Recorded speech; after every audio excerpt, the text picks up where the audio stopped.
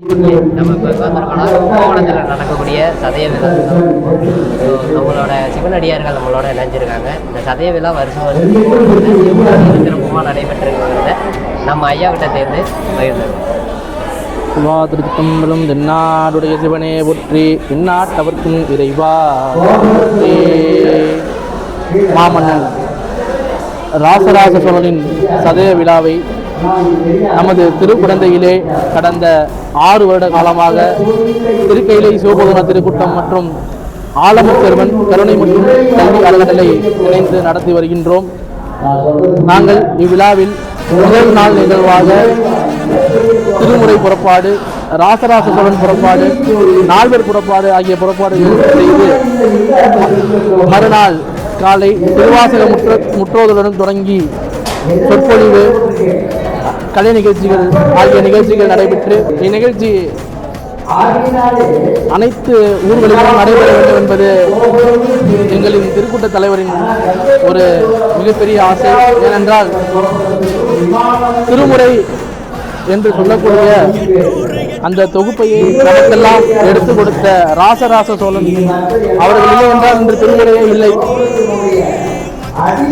எனவே திருமுறை கண்ட அனபாய சோழன் என்று அவருக்கு ஒரு பெயர் உண்டு. அவரின் விழாவை நமது திருக்குடந்தையிலே நாம் சீரும் சிறப்புமாக இறைவன் திருவருளாலே தொடர்ந்து நடத்தி வருகின்றோம். மக்கள் அனைவரும் பேராதரவு தந்து எல்லாம் உள்ள இறைவனை பிரார்த்திக்க வேண்டுமா கேட்டுக்கொள்கிறோம்.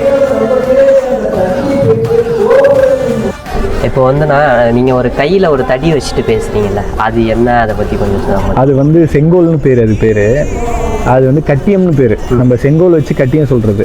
அந்த காலத்தில் ஒருத்தர் பண்ணுற அருமை பெருமைகளை பட்டியலிட்டு அதை கட்டியமாக சத்தமாக சொல்கிறதுக்கு பேர் தான் கட்டியம்னு, அதை தொகுத்து சொல்கிறதுக்கு பேர் கட்டியம்னு பேர். அது நம்மளோட தமிழர்களோட பாரம்பரியத்தில் இருந்த ஒரு விஷயந்தான். அது இப்போ காலப்போக்கில் அதை சொல்கிறதுக்கு உண்டான ஆட்கள் இல்லை. ஆனால் இப்போ ஒரு சில கோயில்களை சொல்கிறாங்க. இப்போ பெண்ணாகடம் தலத்தில், திருச்சோற்றுத்துறையில், இந்த மாதிரி தலங்கள்லாம் அர்த்தஜாமத்தில் சொல்கிறாங்க. பொதுவெளியில் இது மக்களுக்கு தெரியும் அப்படின்னு கேட்டால் தெரியல. ஏன்னா இது எப்படின்னா சாமியோட பெருமைகளை சொல்கிறது தான், ஒருத்தர் பண்ணுற விஷயங்களை சொல்கிறது. அப்போ சிவபெருமான் பார்த்தீங்கன்னாக்க எண்ணிலடங்கா பெருமைகளை பண்ணியிருக்கிறாரு. ஒரு ஊருக்கும் தனி பெருமை இருக்குது அவருக்கு. அப்போ அவர் 8 வீர செயல்கள் புரிஞ்சிருக்கிறாரு, 3 புறம் எரிச்சிருக்கிறாரு. அந்த மாதிரி நிறைய விஷயங்கள் அவர் பண்ணியிருக்காரு. அப்போ ஒவ்வொரு தலத்துக்கும், இப்போ நம்ம கும்பகோணம்னு எடுத்துட்டிங்கன்னாக்க தெருவு பாடல் பெற்ற தலங்கள் இருக்குது. டெம்பிள் சிட்டி தான் கும்பகோணத்துக்கு பேர். அப்போ ஒவ்வொரு ஏரியாலையுமே சிறப்பான தலங்கள் இருக்குது. அப்போ அந்த சிறப்பு எத்தனை பேருக்கு தெரியும்னு கேட்டாக்க அது தெரியல. அப்போ அதை அந்த சிறப்புகளை பட்டியலிட்டு அதை விழா காலங்களில் சாமி வெளியில் வரும்போது அதை சத்தமாக அறிவிக்கிறது தான் கட்டியம்னு பேர்.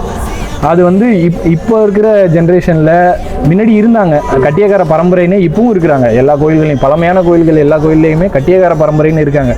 அது என்னென்னா அடுத்தடுத்த ஜென்ரேஷன், அவங்களோட ஜென்ரேஷன் அடுத்தடுத்து வரும்போது அதை பண்ணுறதுக்கு உண்டான ஆள் இல்லை. இப்போ சாமியோட பெருங்கிறனால எனக்கு அந்த வாய்ப்பு கிடச்சிது. நான் அந்த பரம்பரையை சேர்ந்தவன் அப்படிலாம் கிடையாது. சாமியை ரொம்ப பிடிக்கும். அப்போ அவரை பற்றின விஷயங்கள் பார்க்கும்போது நம்ம இந்த மாதிரி விஷயங்கள்லாம் சொன்னால் என்ன அப்படின்னு சொல்லிட்டு எனக்கு ஆரம்பத்தில் நான் ஒரு 2-3 கோயில்கள் பேசும்போது இதுக்கு பேர் கட்டியம்ன்றதே எனக்கு தெரியாது. அதுக்கப்புறம் ஒரு ஐயா ஒரு அடியார் தான் எனக்கு பார்த்துட்டு நீங்கள் சொல்கிறதுக்கு பேர் கட்டியம் அப்படின்னு சொன்னாங்க. அப்போ கட்டியம் அப்படின்னா என்ன அப்படின்னு சொல்கிறதுக்கு நம்ம அதை பற்றி தேடும்போது தான் நமக்கு நிறைய விஷயம் கிடச்சிது. அப்போது ராஜராஜ சோழன் பற்றி இப்போ இன்றைக்கி சதய விழாவுக்கு 1040வது சதய விழாவுக்கு பேசியிருக்கோம். அது பார்த்தீங்கன்னாக்கா நான் சைவத்துக்காக சைவத்துக்குன்றதை விட தமிழுக்காக ராஜராஜ சோழன் நிறைய விஷயங்கள் பண்ணியிருக்காரு. அதோடு சேர்த்து சைவத்துக்கு நிறைய பண்ணியிருக்கிறார். தில்லையில் பூட்டி கிடந்த திருமுறையை மீட்டெடுத்திருக்கிறாரு. அந்த மாதிரி நிறைய விஷயங்கள் தமிழுக்காகவும் சைவத்துக்காகவும் அவருக்கு சிவபெருமான் தான் உலகத்திலே பெரிய ஆள் அப்படின்னு காட்டுறதுக்காக தான் பெரிய கோயிலாக கட்டினார் அவர். அதுதான் அந்த கோயிலோட பேரே தட்சிண மேரு. தட்சிண மேருனா பெரிய ஒரு இதுன்னு அர்த்தம். அப்போ பார்த்தீங்கன்னாக்கா அந்த கோயில்களில் எல்லாமே சிறப்பாக இருக்கும். உங்களுக்கு அந்த உள்ளே போகும்போதே துவாரபாலகர்கள்லேருந்து எல்லாருமே பெருசாக இருக்கிறதுக்கான காரணம், துவாரபாலகர்கள் இப்போ 2 கோயில் 2 பக்கமும் இருப்பாங்கல்ல, அந்த துவாரபாலகர்கள் நல்லா பார்த்தீங்கன்னாக்க கையை உள்ளே தான் காட்டுவாங்க. இப்போ நீங்கள் உள்ளே போகும்போது உங்களோட இடது பக்கம் இருக்கிற துவாரபாலகர் இடது கையை உள்ளே காட்டுவார், வலது பக்கம் இருக்கிறவர் வலது கையை காட்டுவார். அப்போ அது என்னன்னாக்க தான் பெருசு கிடையாது, உள்ளே இருக்கிறவர் தான் பெரியவர், நம்ம எல்லாருக்கும் பெரியவர் உள்ளே இருக்கிறாரு அப்படின்னு சொல்லிட்டு சொல்கிறது தான். அப்போது அந்த ஒரு சிவபெருமான் வந்து இந்த உலகத்திலே பெரிய ஆள் சிவபெருமானை வந்து ராஜராஜ சோழன் வந்து அந்த பெருசாக காட்டணுன்றதுனால தான் யாருமே செய்ய முடியாத ஒரு விஷயத்த வந்து இன்றைக்கி 1000 ஆண்டு கடந்து நிற்கிது. இன்றைக்கி 1040வது சதய விழா, 1040 வருஷம் ஆச்சு அந்த கோயில் கட்டி. அப்போ அது எவ்வளோ பெரிய விஷயம். இந்த மாதிரி வந்து சிவபெருமான் வந்து அவருக்கு ரொம்ப பிடிக்கும், அதனால தான் அன்றைக்கி அவ்வளோ பெரிய விஷயம் பண்ணார். அதனால இப்போ நாங்கள் அடியார்கள் வந்து ராஜராஜ சோழனை கொண்டாடுறதுக்கு காரணமும் அதுதான். சைவத்துக்காக சிவனுக்காக நிறைய பண்ணியிருக்காரு, திருமுறையை மீட்டெடுத்திருக்கிறாரு. அப்போது இவரை நம்ம கொண்டாடாமல் வேறு யாரை கொண்டாடுறது அப்படின்றதுனால நம்ம என்ன பண்ணுறோன்னா அடியார்கள்லாம் சேர்ந்து அவருக்கு வந்து ஒரு விழா எடுத்து நம்ம சிறப்பாக பண்ணிகிட்ருக்கோம்.